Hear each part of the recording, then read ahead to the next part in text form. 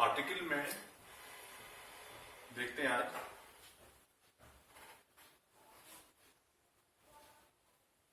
Extinction of the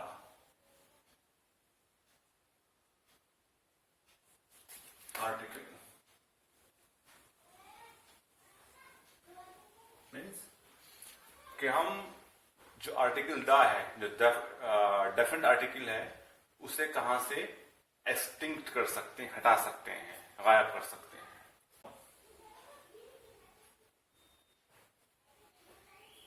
example है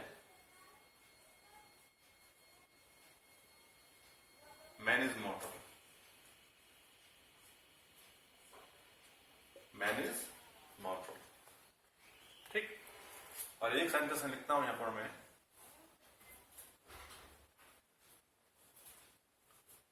the man is मॉर्टल।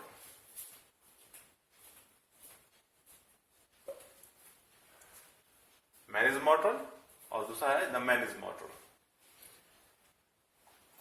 तो अगर हम जो फर्स्ट सेंटेंस है, फर्स्ट एग्जाम्पल है मैन इज मॉर्टल, इसका मीनिंग क्या हुआ कि दुनिया में जितने भी आदमी हैं, आदमी मीन्स मर्द या औरत, इस सब में आ गया इसके अंदर, इज मॉर्टल, सबको मरना है।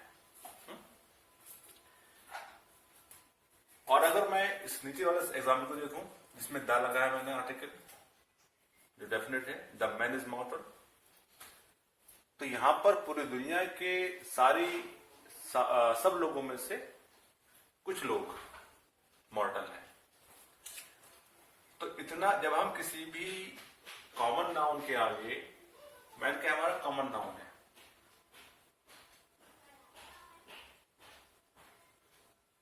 ठीक। जब हम कॉमन नाउन से आगे द हटा देते हैं तो वो हमारा वाइडेस्ट सेंस में इस्तेमाल होता है, ठीक। वाइडेस्ट सेंस, व्यापक रूप में इसका इस्तेमाल होता है। समझ में आया आपको? एक एग्जाम्पल बताता हूं आपको मैं इसमें।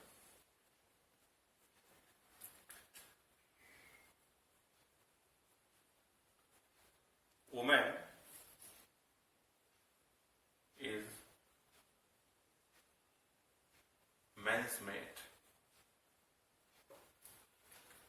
वुमेन इज मेन्स मेट, औरत आदमी की साथी है। Women is men's mate. तो ये इसके आगे हमने दा नहीं लगाया, तो क्योंकि हम ये पूरे जितनी भी दुनिया की औरतें हैं उन सब की बात हो रही है, यहाँ पर उन सब औरतों की बात हो रही है, एक वाइडेस्ट सेंस में बात हो रही है, तो इसलिए इसके आगे हमने दा को हटा दिया है, विलुप्त कर दिया है, गायब कर दिया है। Women is men's mate. और अगर आप दा लगा दोगे उसके आगे तो क्या होगा, फिर पूरी दुनिया की औरतों की बात ना होकर कुछ औरतों की बात होगी। तो जब हम द आर्टिकल द को कॉमन नाउन से हटा देते हैं तो फिर वो वाइडेस्ट सेंस में बात होती है, व्यापक रूप, व्यापक बहुत बड़े उस पर बात होती है, ठीक है। एक एग्जाम्पल और देता हूं मैं आपको।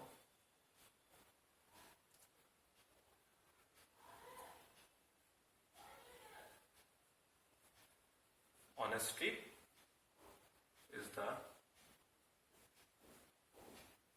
Best policy.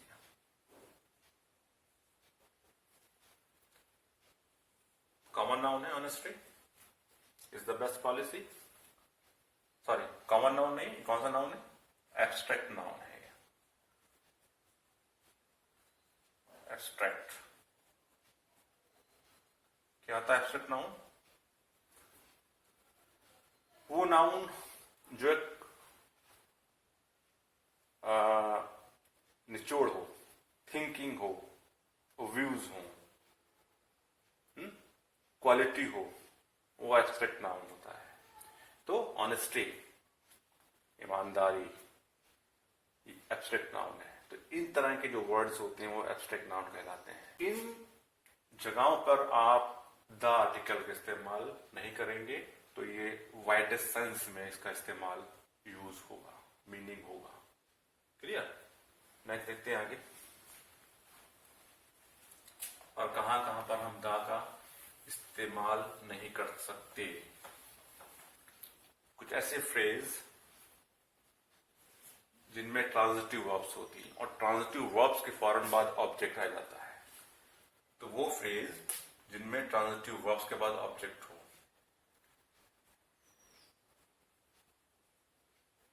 ट्रांजिटिव वर्ब के बाद ऑब्जेक्ट हो। ठीक, तो कौन से होते हैं ट्रांजिटिव वर्ब्स? एग्जाम्पल,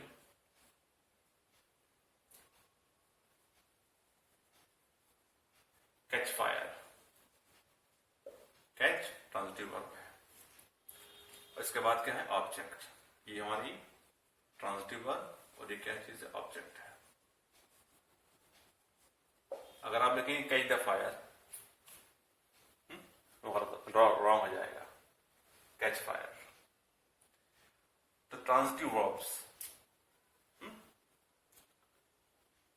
इसमें एक्शन हो सकते हैं। Live school, live transitive verb, object क्या है? School.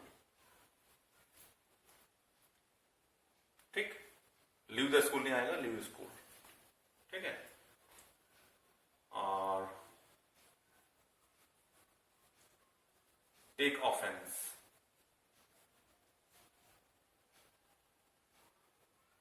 Take transitive verb, offence object.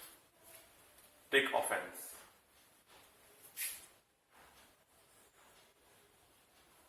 Give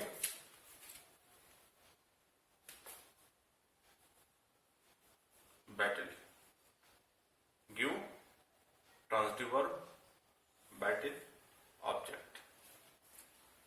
ये सारे ट्रांजिटिव वर्ब्स, इनके यहां पर दा नहीं लगा सकते आप। ठीक है, तो क्या बात समझ में आती है कि जब ट्रांजिटिव वर्ब के फौरन बाद ऑब्जेक्ट हो तब दा का इस्तेमाल नहीं होता है। और कौन कौन सी है?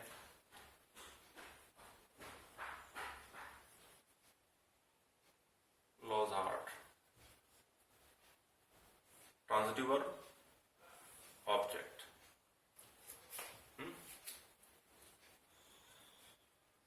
सेट फूड, सेट क्या है? ट्रांजिटिव वर्ब, फूड क्या है? ऑब्जेक्ट। और क्या हो सकते हैं? लिव क्या चीज है? ट्रांजिटिव वर्ब, होम ऑब्जेक्ट है। ठीक है, तो क्या समझ में आया कि जब हमारे पास सेंटेंस में क्या हो, ट्रांजिटिव वर्ब के फौरन बाद ऑब्जेक्ट आए, तब वहां दा का इस्तेमाल नहीं होता। यहां पर लिखता हूं,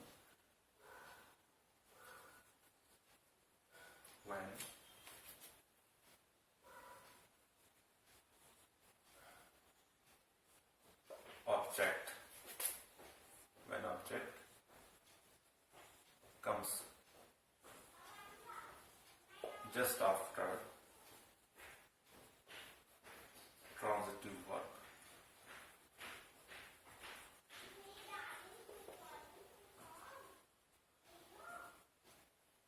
so when object comes just after transitive verb, then the is not used.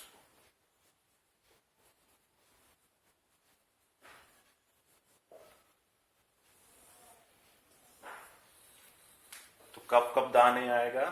Transitive verb के फौरन बाद ऑब्जेक्ट आने पर, ट्रांजिटिव वर्ब के बाद ऑब्जेक्ट आने पर दा नहीं आता है। Transitive verbs catch, leave, take, give, lose, set, leave, बहुत सारे हैं।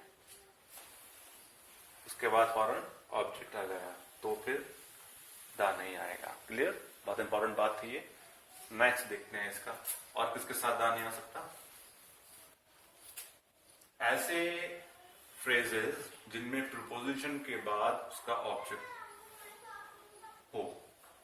ठीक, example,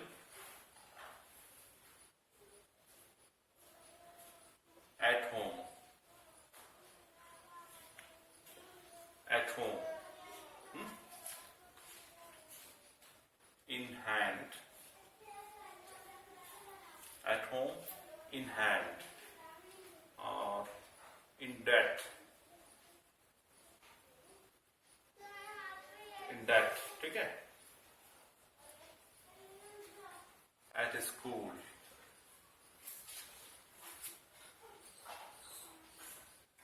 to school,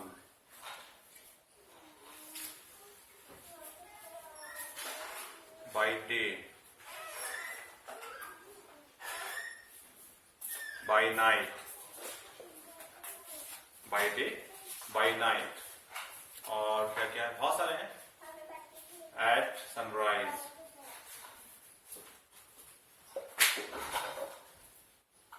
at sunrise,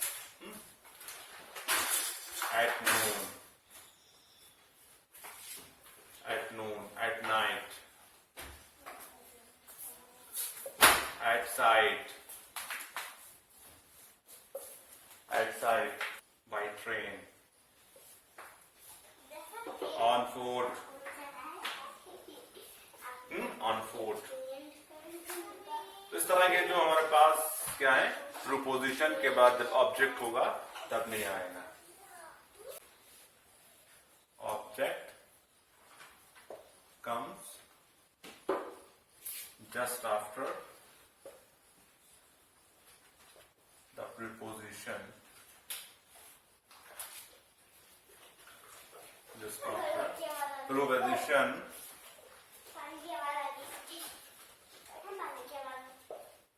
then the is not